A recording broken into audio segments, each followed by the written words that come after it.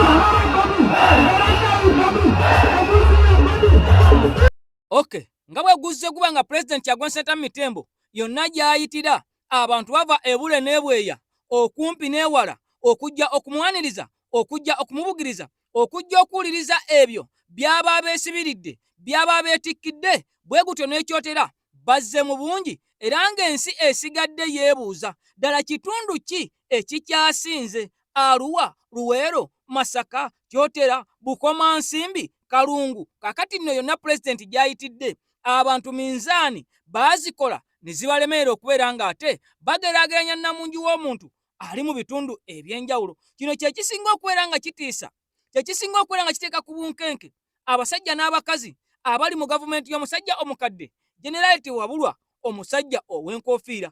Ampuliriza nakugambye nti mangi ge tugenda okubeera nga tutunuulira, wabula nga sinaakubeera nga ngenda wala. Njagala nsooke nkwe amawulire ag'ennaku. Omukyala omulwanirizi w'eddembe, omukyala afaayo ku munnayuganda, omukyala ateerya ntama, poliisi emaze okubeera ng'ekakasa nti ono yamuyodde dda. Jjukira twasoose kubeera nga tetubuzaabuzibwa n'okubeera nga twebuuza baani abamukutte, baani abamubuzizzaawo mu ngeri ey'ekivandulo omukyala gye yakwatiddwamu. Kakati nno poliisi ng'eyita ku mukutu gwa Facebook gwe yaggala.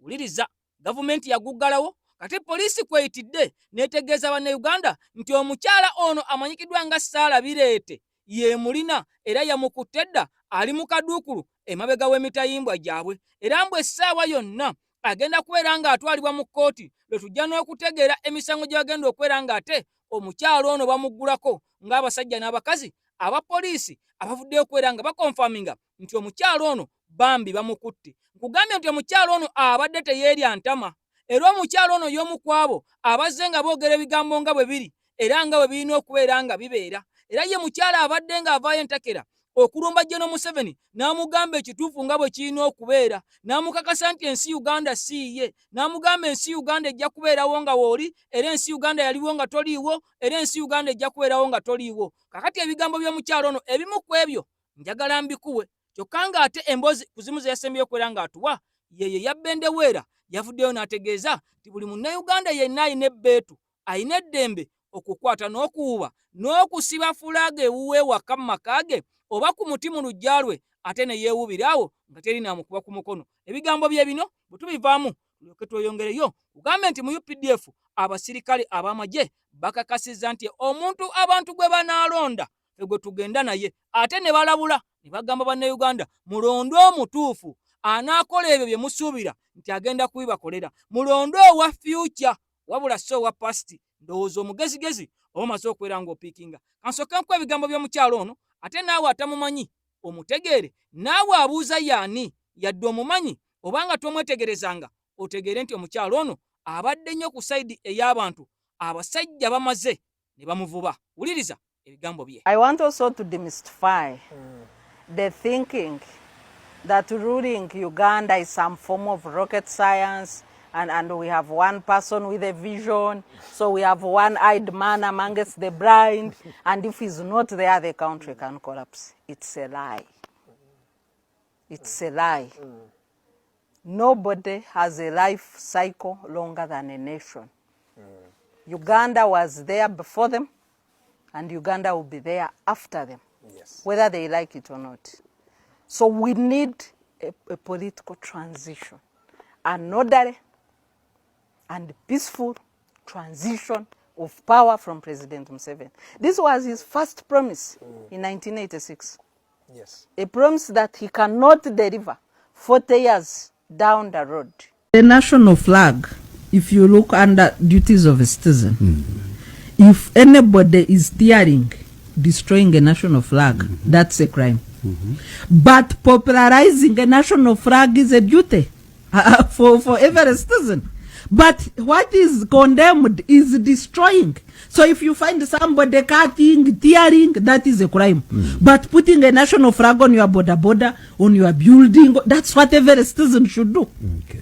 Yeah. Because waving it everywhere, so long as you have respected, you are not destroying the national flag. I've seen people there is no crime. I've seen people making clothes out of it. Is that allowed? Yes. Wearing the national flag is giving, is being, that's patriotic. You can drape a coffin. Yeah. You can drape a coffin. Okay. With a So national long flag. as you are not destroying the national flag, nothing is prohibited. So the third issue is comments on the EC. One is the EC was here and they spoke for themselves. But it's like Afande Chinobe finds more reason even to defend the EC more than the EC is an arbiter in this election. Yes, they are stakeholders in an election, but who is an arbiter? Who is the referee? It's the EC. So when we call out to the EC, we are calling it out on its duties as a referee in the elections. There is no other stakeholder who can occupy that seat except the EC. Okay, kakati no ebigambo byebyo omukyala Sarah Birete byazenga ayogera ebimu ku byo era byasembyeyo kubeera nga ayogera kwe kubeera nga attaanya era nga nnyonnyola nga akulaga go ahead bannayuganda gye yabawadde okubeera nga bawuuba n'okubeera nga bettanira ennyo bendeweera oba giyite fulaga ey'eggwanga Uganda. Kakati nno ono mu bigambo bye yategeeza General Museveni teyeerowoozangako taddawo ne yeerimba nti yeyekka asaanidde yeyekka agwanidde era yeyekka asobola okulembera eggwanga Uganda. N'ategeeza nti teri bukulembeze bubeerawo lubeerera era teri bukulembeze buwangaala kusinga nsi oba kusinga ggwanga, nti oba baagala oba tebaagala olunaku lujja kukya nga si be bali mu buyinza. Kaakati nno okuyisa obulungi abantu kirungi nnyo nga bakitegedde nti essaawa yonna bagenda kwera nga obwo buyinza obubeewaanya obubeezimbisa babufuluma. Era n'avayo n'akyomera akakiiko ak'ebyokulonda.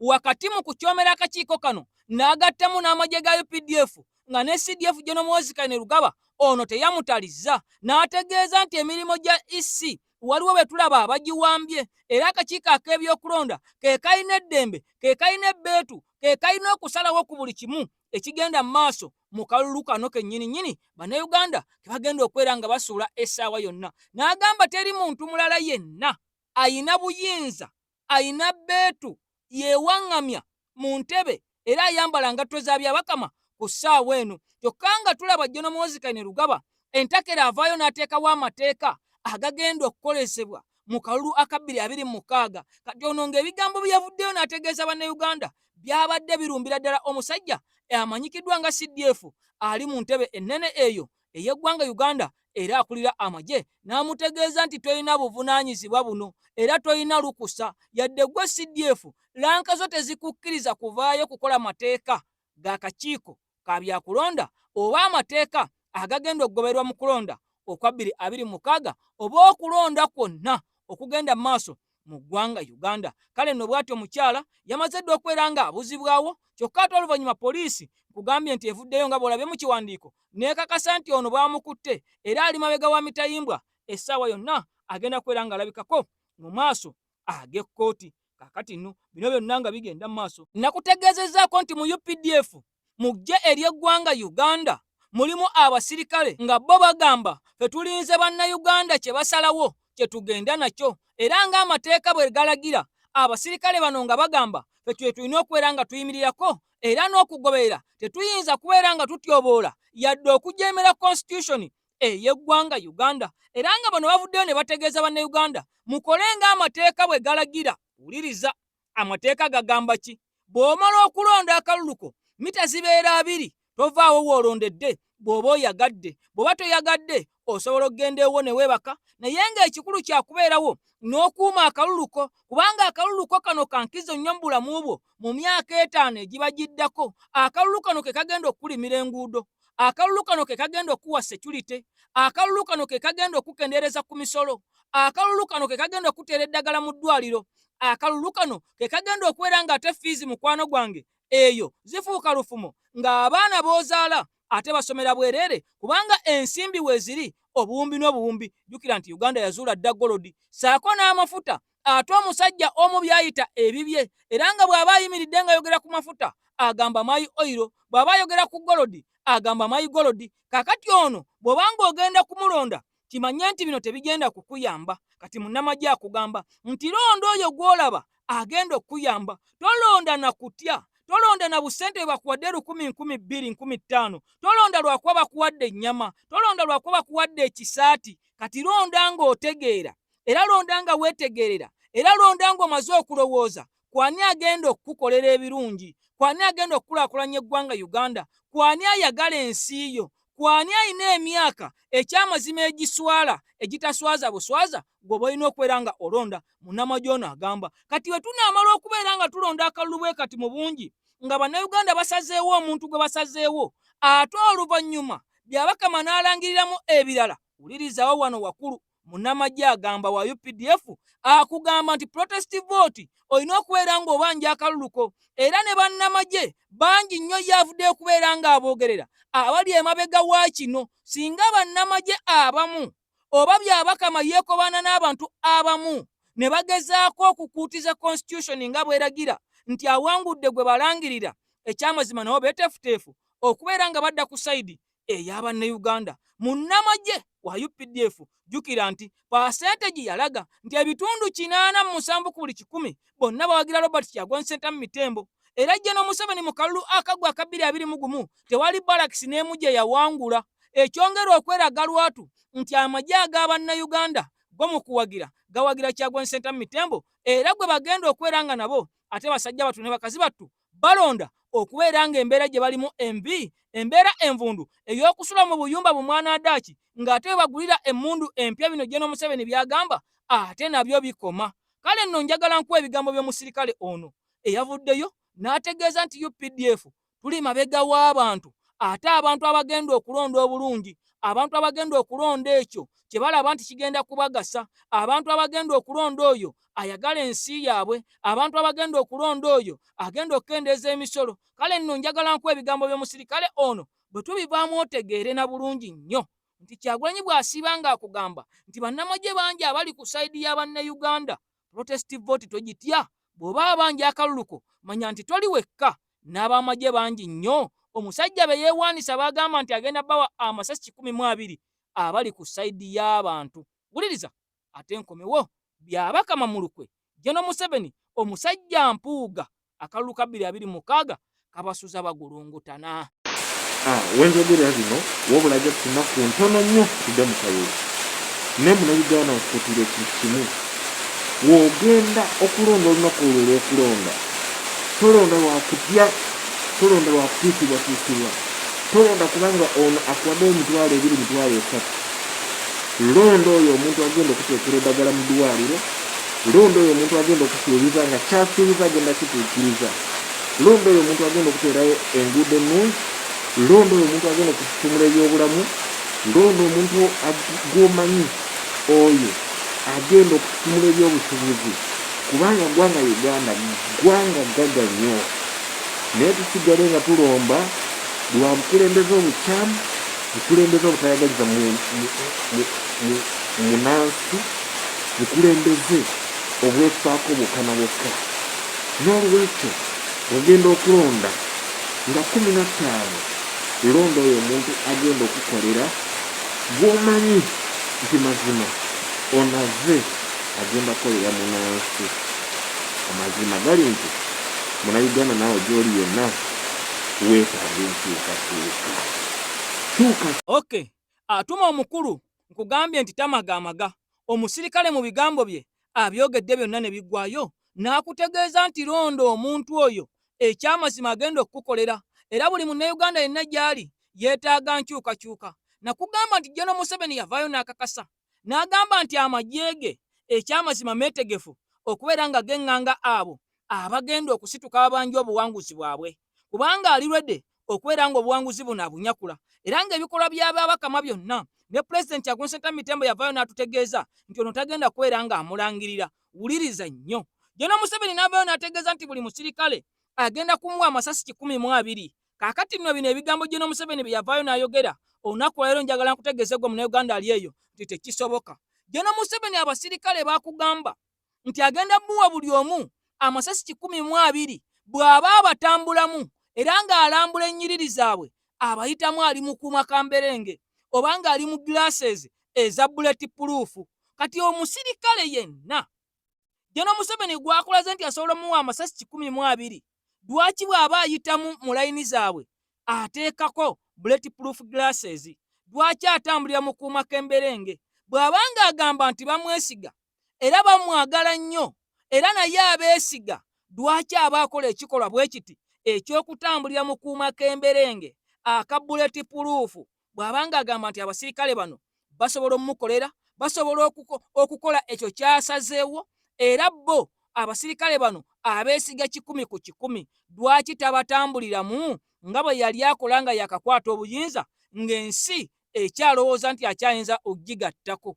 Kati ng'ensi emaze okubeera ng'emubuuka yaleeta glasses zino eza bulletproof, ne bw'aba alambula ennyiriri z'abasirikale omulaba ng'abeera muli mu kuuma k'emberenge kubanga yeeraliikirira akimanyi nti mu bo mulimu abatakkiriziganya n'ebyo bye bakola eri bannayuganda ng'omusajja ono avuddeyo n'ayogera amazima. Kaakati tasobola kuvaayo n'akulimba nti abo baatambuliramu ng'ali mu kuuma k'emberenge aka bulletproof ate asobola obbawa amasasi 12 buli omu. Bw'oba olaba kisoboka naawe teebereza omusajja amagye ge yeewaanisa ye bw'aba abayita mu layini obanga alambula ennyiriri zaabwe abeera mu kuuma ka bulletproof. Kati akugamba nti abo benneekengera bwe ntyo era bentya bwe ntyo benteerako bulletproof ate beŋŋenda okuwa amasasi 12 buli omu. Kakati nno wano waliwo logiki nga nkugamba gwe munnayuganda kino General Museveni yakyogera lwakutya, yakyogera nga Kyagulanyi amaze okubeera ng'ate amukwata n'amuteeka ku kisenge. Kakati nno bino byonna nga bikyali bwe biti mu UPDF ng'ebiwayi bikyali bingi nnyo era nga bangi nnyo bannamagye abalindiridde okubeera nga bannayuganda basituka babeegatteko mu kubanja obuwanguzi bwabwe singa byabakama akola ensobi. Kati njagala owulize ate ekiri mu State House nti General Museveni ye musajja atasonyiwa ebbanga lye lyonna. Omukyala amanyikiddwa nga Proscovia Nalweyiso yamaze dda okubeera ng'ate akwatibwa ku nkoona. Jjukira nti ono y'abadde akulira okubeera ng'awabula General Museveni mbu ku nsonga eza security. Kaakati omukyala oli eyabadde ku mazzi, eyabadde ku nnyanja, eyagambye nti bannayuganda bwe batalonda General Museveni bagenda bagoba ku mazzi, oluvannyuma lw'okumugoba mu kifo kino baamutadde mu kifo kya Proscovia Nalweyiso. Olwo Nalweyiso atali wa gurupu yaabwe, Nalweyiso atabayinaako kakwate, bamuseseetula bamujja mu kifo kino bakiwooli gwe bandibadde bawummuza, gwe bandibadde bakendeeza n'amadaala kubanga yamenya amateeka n'asaba akalulu ng'ali mu yunifoomu. Kaakati ate Nalweyiso gwe bajjawo mukazi wattu ne bamuteeka ebbali ne bateekawo owaabwe asigale ng'atambuza ekintu kyabwe kubanga wali yamaze dda okubeera ng'ayokyawo, wali yamaze dda okubeera ng'alabisibwa. Jjukira nti omukyalo ono Masetu Kahirwa y'abadde komanda wa Fisheries Protection Unit wali ku nnyanja zonna okwetoola eggwanga Uganda. Kati ono oluvannyuma lw'Abannayuganda okuvaayo ne boogera ebingi ebinene ng'ayongedde n'okubeera ng'amenya amateeka mu kamera, ono baamukyusa ekifo. Mu kifo ky'okumugoba nkugambye n'okumusiba n'okumugulako emisango ng'amenye constitution ey'eggwanga Uganda, baasazeewo kumuteeka mu kifo kya Nalweyiso. Ate Nalweyiso ye mukazi wattu olwo n'aba nga takyalina kalimo, n'aba nga takyalina kafo, n'aba nga amaze okuteekebwa ebbali nga bwe guzze gubeera ku balala. Ate mukwano gwange abatali ba gurupu yaabwe oba abatali ba famire yaabwe oba abatali ba kiriiki yaabwe eyasalawo okubeera ng'ate ewamba yeewaŋŋamya era etuula ku ggwanga Uganda, oba oliawo nga bwe tuzze tulaba mu butabo obumanyikiddwa nga obwattuusi dynasty emyaka 10 mirambirira nga bano be bafutubadde ku ggwanga Uganda. Njagala owulirize engeri Proscovia Nalweyiso yateekeddwamu ebbali nga mu kifo kye bamusikiza omukyala ono abadde akwasaganya ebyenvuba ku nnyanja mu ggwanga Uganda, eyayokya gye buvuddeko n'amenya amateeka mu kamera n'asigala ng'ayinaayina nga takwatiddwako yadde okubeera ng'ate mukazi wattu agambwako. Ensi Uganda bino bye birimu. Kulira akabinja ka UPDF akarwanyisa envuba embi ku nnyanja Lieutenant Colonel Masetu Kahirwa ng'ono we twogerera bino ng'obukulu buno bwamwambuddwa dda okusinziira ku bitongole bye tufunye okuva ku mukulu akola nga omwogezi w'amagye Colonel Chris Magezi. Kahirwa ono waliwo okunoonyerezaawo kwamukoleddwako ne kizuulwa nti waliwo ebitali bituufu byabadde akola mu buyinza bwe. Kahirwa ono abadde yeegulidde erinnya mu kukubira akwatidde NRM bendera ku bwa President Yoweri Museveni Kakuyege nga teyeekwekeredde. ng'ali ku mwalo gw'ekigungu mu bitundu by'Entebbe ng'ennaku z'omwezi 7 omwezi guno. Akulira amagye agalwanyisa envuba embi ku nnyanja Lieutenant Colonel Masetu Kahiirwa yayogera misana ng'ensi ewulira n'alagira abavubi mu bitundu bino okuyira Mwami Yoweri Museveni akwatidde NRM bendera ku bwa pulezidenti akalulu.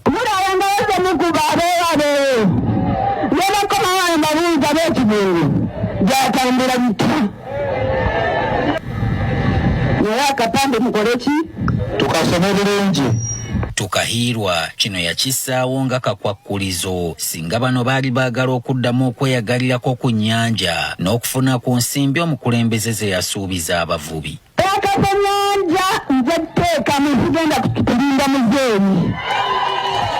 Newankubadde buli omu yasigala yeewuunya ekikolwa ky'omukyalo ono waayita ennaku ntono era ebyekigungu ne bitamuyigula ttama n'asinzira mu bitundu by'e Masaka n'addamu ebigambo bye bimu ebikungira eyeesimbiddewo ku kadda ya NRM ku bwa pulezidenti obuwagizi. Tuli wano okuyimirira nammwe kuba nammwe muyimiridde naye fuludo.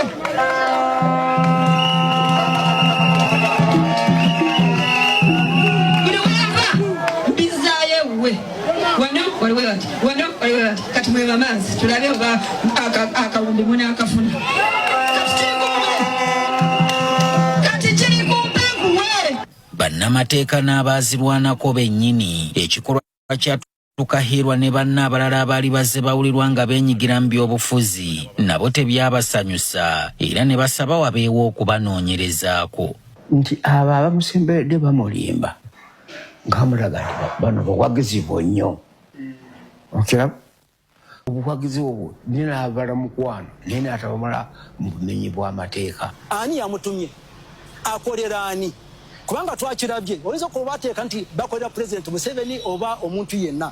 Naye nalabye ne Kyagulanyi nga yeewana ng'agamba nti mu barakisi abasirikale Museveni yamuwangula mu magye. Ekitegeeza amagye tegakyaliko nti galina oludda. Omunnamagye yenna ng'okyasaavinga tosobola kwenyigira mu kuba nti okozesebwa nga ffe abantu ba bulijjo bwe tukozesebwa nti ogenze kwera oba kola ki.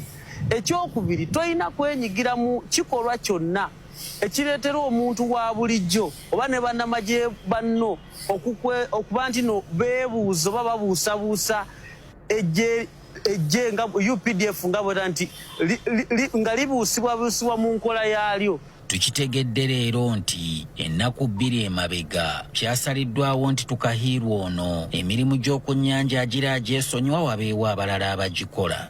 Okusinziira ku bubaka obufulumidde ku kibanja kyakola ng'omwogezi w'amagye ekya ex-Colonel Chris Magezi, ekiragiro ekikwata Tukahiirwa ku nkoona kyavudde wa mukulembeze wa ggwanga yennyini oluvannyuma lwa alipoota etawooma eyamukoleddwako. Okusinziira ku Magezi, omukulu yayisizza n'ekiragiro ekirala okukyusa obukiiko bw'oku myalo bwonna wateekebwewo obujja mu bbanga lya myezi 3 gyokka. Ekibinja ekirwanyisa envuba embi mu magye nakyo kyakyusiddwa erinnya nga kati kiyitibwa 155 Battalion nga kigenda kuba kiduumirwa Major Joseph Sebukeera nga waakukolera wansi wa Brigadier Michael Nyarwa. Ye Tukahiirwa bamulagidde addeyo mu yafeesi ya Retired Lieutenant General Proscovia Nalweyiso amuyambeko mu mirimu gy'aweereza eggwanga. Mu bigambo by'amagezi tekikakasibwa obanga Tukahiirwa ono bamulanze kwenyigira mu byabufuzi wabula ku bye tufunye waliwo ensonda ezongererezaako nti ekimu ku biviiriddeko okukyusa obukiiko obukulembera emyalo kyava ku Tukahiirwa ono okufuula obubinja buno obw'ebyobufuzi abavubi abaabulimu ne batandika okutulugunya bavubi bannaabwe nga tebalina we bawaaba. Nti waliwo n'ensonga endala nnyingi omuli n'ezeekuusa ku kufunanga ensimbi mu mancoolo ekintu ekitakkirizibwa mu magye g'eggwanga kubanga n'omulya mmamba abeera omu n'avumaganya ekika. Kakati mukwano gwange ebigambo bino byonna emisango gino gyonna ebizuuliddwa bino byonna ku mukyalo ono n'asigala nga takwatiddwa n'asigala nga taguliddwako misango n'asigala nga ayinaayina era n'aweebwa na buweebwa kifo kirala. Kati nkugambye nti okukugamba nti ayambeko General Nalweyiso amawulire gamaze okwera nga gafuluma agakakasa era agategeeza nti omukyala General Nalweyiso ono yagobeddwa dda mu kifo kino ate ono omukyala n'abanga butereevu yasikira ekifo ky'omukyala General Proscovia Nalweiso wabadde ebbanga lyonna okuba lyava mu nsiko General Museveni n'amusembeza n'amuteeka mu kafo ako asobole okubeera nga ate mukyala wattu naye alyamu ku ekyo kye baalwanirira mbunga omunyago gwabwe. Kakati nno ono kyeka akaseera katuuse ne bagamba nti tumuteeke ebbali, akaseera katuuse ne bagamba nti ono naye tusobole okubeera nga tumwejjako nga bwe twejjako abasajja nga bannadduli. Olwo tusigale mu bifo bino nga feffekka abalimu, fekka aba gurupu emu, fekka aba famire emu, fekka ab'omusaayi ogumu, ng'eggwanga Uganda twongera okubeera nga ate tulyetoola n'okulisalako era nga ffe tukulembera nga bwe kyawandiikibwa mu katabo kali ke nnakugambye aka Tusi Master Plan the Dynasty emyaka 10 nga famire eno yegenda maaso n'okubeera nga efutubadde ku ggwanga Uganda. Kakati n'ebigambo njagala mbikuwa okakase nti General Nalweiso amawulire gamaze dde okubeera nga gafuluma nga gakakasa nti ono ate omulimo Maneya ne Emye omukyalo ono yabadde akulira ebyenvuba. Kakati omulimo ye yagututte era ono teyakwatiddwako yadde kagalo, yadde okukendeezebwa ku mayinja, yadde okubeera nga abuuzibwa ekibuuzo oba akanana akataano okubeera nga yennyonnyolako. Kyokka ng'omuvubuka yavaayo ampe n'ayogera ku binyigiriza n'ayogera ku biruma, ono yafuumuulwa yagobebwa mu pulizoni nga ne Nabugisi mufungize, saako ne bannamagye n'abapoliisi bangi ddala abazze nga balaga ennyiike era nga balaga ennaku ku bikolebwa mu ggwanga Uganda, ate nga n'abamu ku bo bafundikidde enfa yaabwe ekyamazima nga bakubiddwa masasi nga bw'olaba omusajja amanyikiddwa nga Afande Kirumira, Afande Kaweesi, nga bano baali bakola ekyo omuntu wa bulijjo kyalaba nti kye kituufu era nga bakola emirimu gyabwe mu mateeka. Bano battibwa, kyokka abatakola mirimu gyabwe mu mateeka, abakola obukumpanya, obuyaayi, okubba n'okunyagulula n'okutulugunya bannayuganda, bo tebabagambako, basigala bayinaayina. Ojjukira Meeja eyagaana abajja ati okuba abantu ekawempe, obadde okimanyi nti ono ne gye buli kati akyali mabega wa mitayimbwa? Kyokka ono ku bikolobero byakoze akyali bweru n'omulimu yaweereddwa mupya basobole okubuzaabuza n'okumwerabiza bannayuganda. Kale nno njagala owulira ebigambo bino bwe tubivaamu otulyoke tuwolekere mu kakiiko ak'ebyokulonda owulire olukwe butya DF NRM bwe balina ekkobaane ne byabakama okulemesa NUP okuweza ababaka abawera n'20 mu kalulu ke tugendamu aka 2026. Ababaka 20 NUP tebayagala ebaweze mu kalulu ke tugendamu. NRM ne DF PPF bonna beekobaanye n'ebibiina ebisigadde okulemesa NUP. Wulira ate nkomewo. Lieutenant Colonel Mase Tukahira abadde akolanga komanda owa Fisheries Protection Unit omulimu bagumugyeko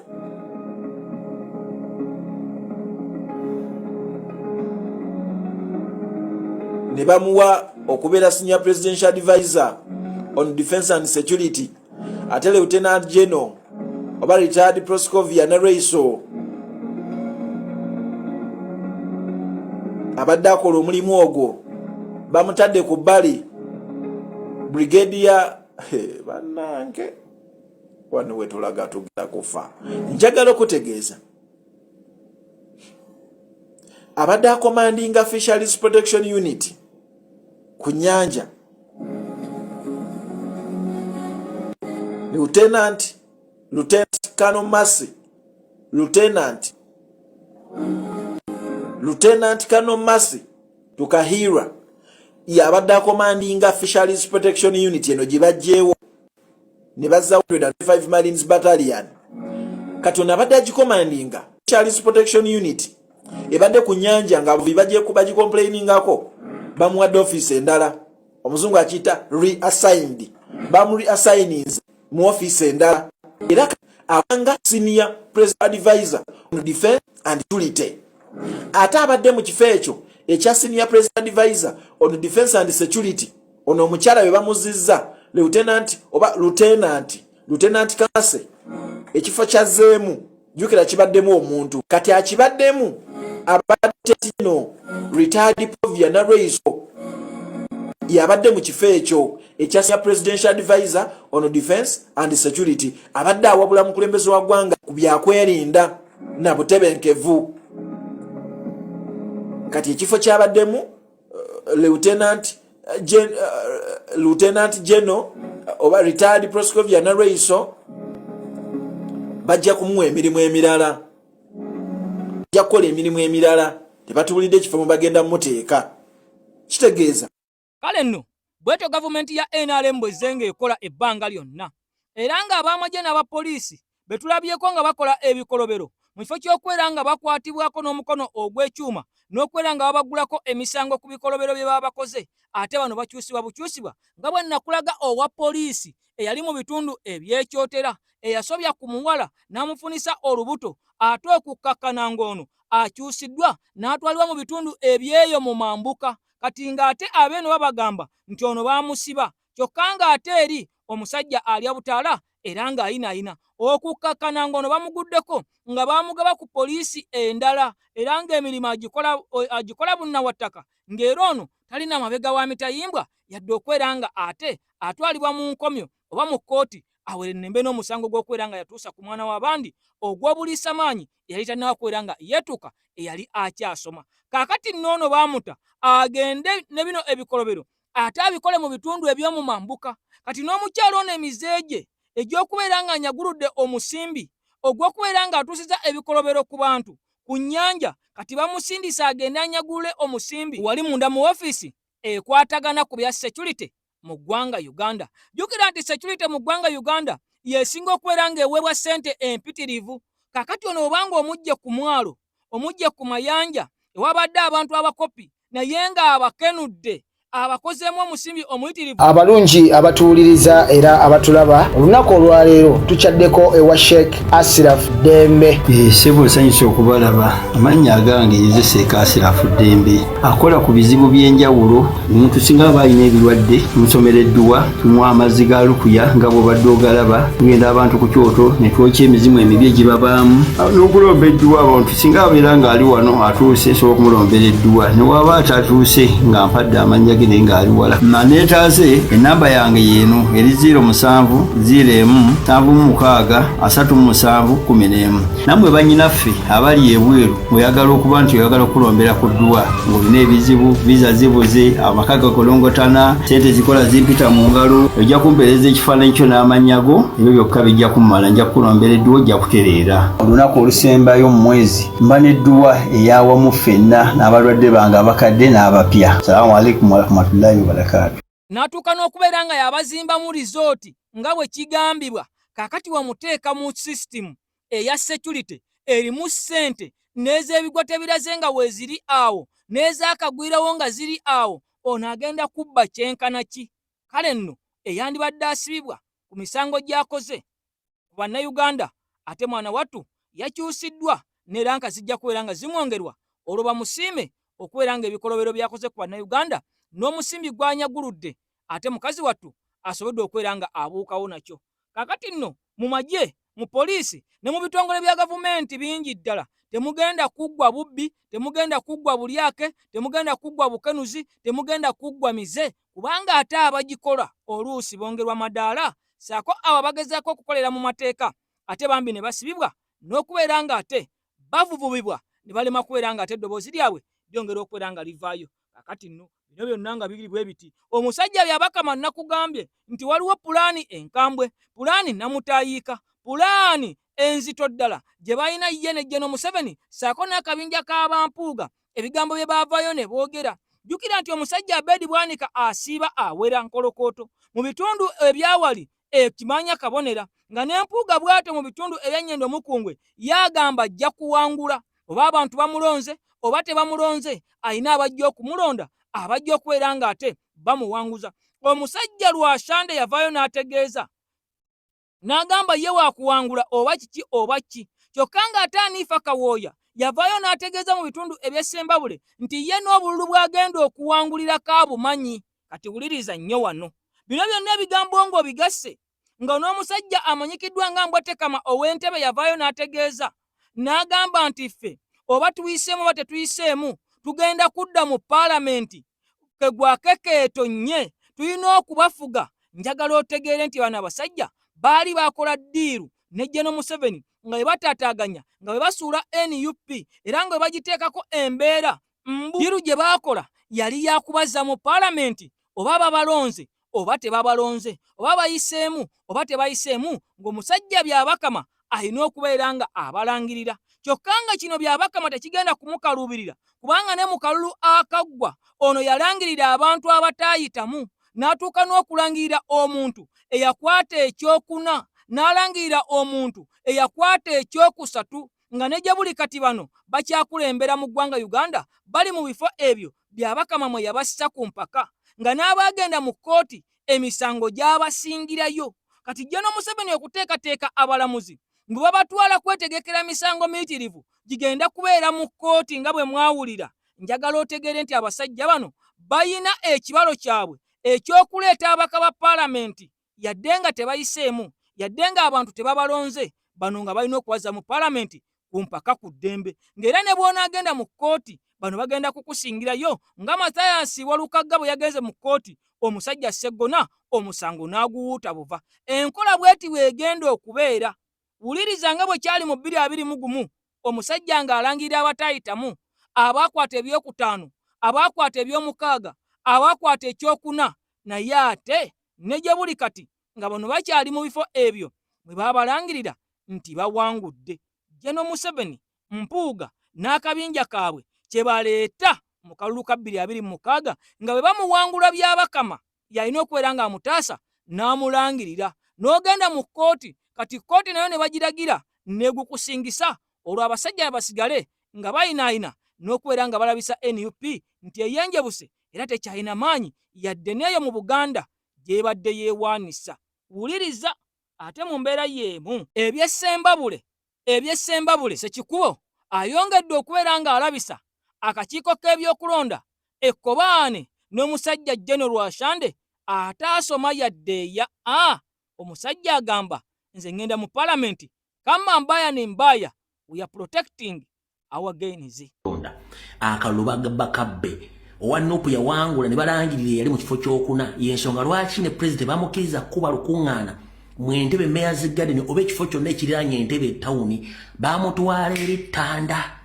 Barabi Fortunate ne Ttanda yajjula n'ebuuga ekiraga nti Museveni ne mu Entebbe Mwaswa tebamwagalamu.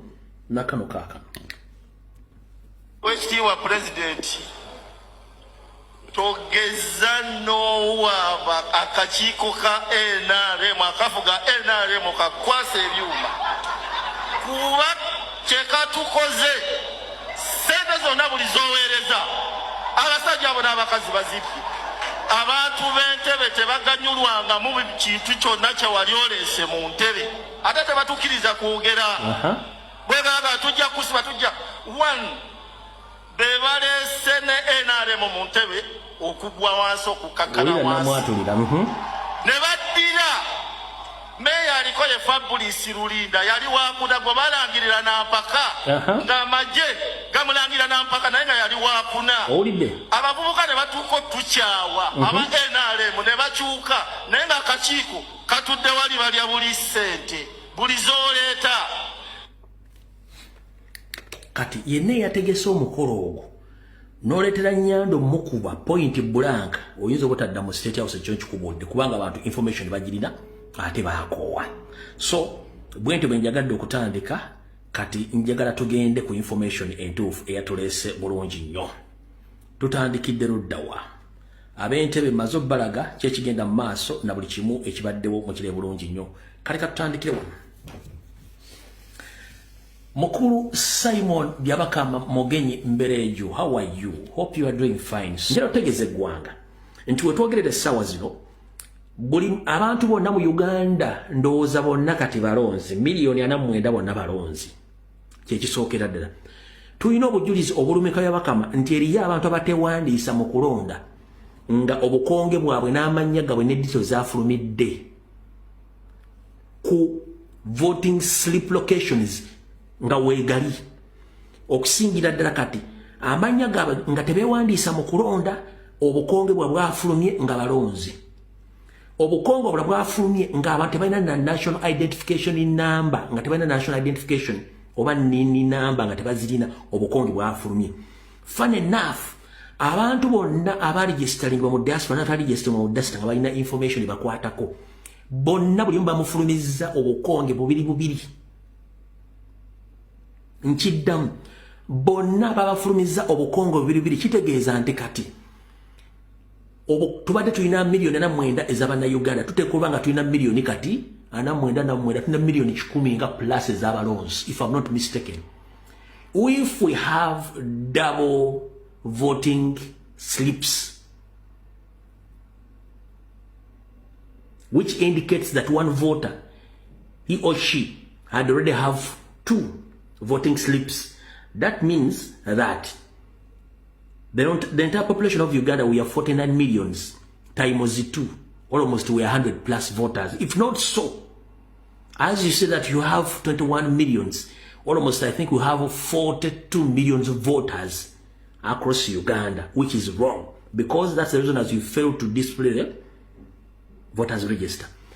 Banange jala bategeeza tufunya mwana gatulaga nti bannayuganda basinga obungi naddala mu Buganda Busoga we balondera bakyusizaawo nga tabategeezezza abalaba abaregistering nga si balonzi abalaba abaregistering nga tebalina national identification card n'obukonge bwafulumye ne General Secretary akyogeddeko naye muno musajja avudde neyeekaza ng'omusazi w'ebyayi ku kkubo n'agaana kati kitegeeza almost tulina 98 million voters mu Uganda. Mwena mikwano gyaffe ababadde bawa abantu flags tubeeyanza nnyo naye ate nyongera n'obasaba kati mukyongeremu n'amaanyi tumekinge sure buli munnayuganda bwe kiba kisoboka afuna bendera eno n'abeera nayo ewaka buli wagitunako n'ajjukira nti munnayuganda nti naye asaanidde kino kya bugagga kyaffe ng'eggwanga ffenna teweetaaga lukusa lwonna okwagala ensi yo teweetaaga lukusa lwonna okweyagalira mu nsi yo teweetaaga lukusa lwonna okuwanika bendera eno nyina obajjukiza eno bendera tugiwe ekitiibwa era nsanyuka nnyo bannayuganda nga bagirwanirira ne bagiwanika ndabye nnyo mu videos ng'abasirikale bakuba abantu babanumisa embwa olw'okubeera n'eno bendera nalabye omuvubuka nga bamukuba emigo naye ng'agikutte aginywezezza kituufu nnyo bannayuganda mwenna bwe baba nga baagala gufuula musango okubeera ne bendera bakunga ffenna tuzze omusango ffenna bannayuganda tuzze omusango gw'okwagala ensi yaffe mujagazise kajanja kwata bendera eno ne bwe bakuba emigo gikwate kiriba kya kitiibwa nnyo okutwala mu kkomera ne bakusiba abaana bo ne bagamba taata oba maama bamusibidde kikwagala Uganda yabadde ayagala nnyo Uganda guno gwe musango ogusinga obulungi mu nsi yonna. This is the best crime to commit it if they think it's a crime.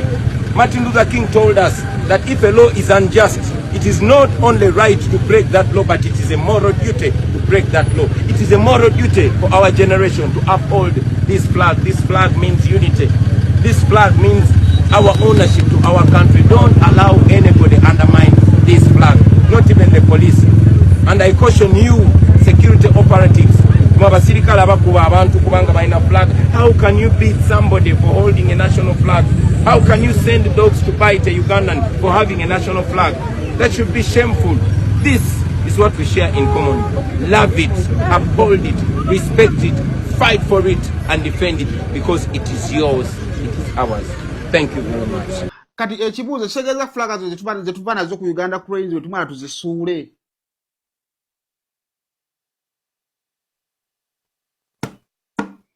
Kubanga era tubadde tumala ozigula tubadde tuziteeka mu mmotoka zaffe. Kakati kitegeeza nti olina obba ne flaga olina obba ne layisinsi ya flaga. Ojasanga ne layisinsi eyo esasulwa. Amasomero n'ebitundu ebirala birina byaweebwa olukusa. Ani bembuuza nabo tebamanyi basajja bato. Ekifo kikwalifayinga ddyo kubanga kyesaagala twawule. Ofiisi zaawukana levels. Naye emirimu egitukolewo gisobola obba nga gyenkana. Kakati kitegeeza n'amasomero gano agasomera wansi w'omu tegakkirizibwa kuba na national flag kuba tegalina bizimbe biweesa flaga kitiibwa. Ndowooza amala bajje tutandise okulaga kubanga bw'obanga galagi terina kuba na national flag ogyasanga n'essomero lwakuba liri wansi w'omuti tebalikkiriza kuba na national flag. Ndowooza ekyo mwandikirese.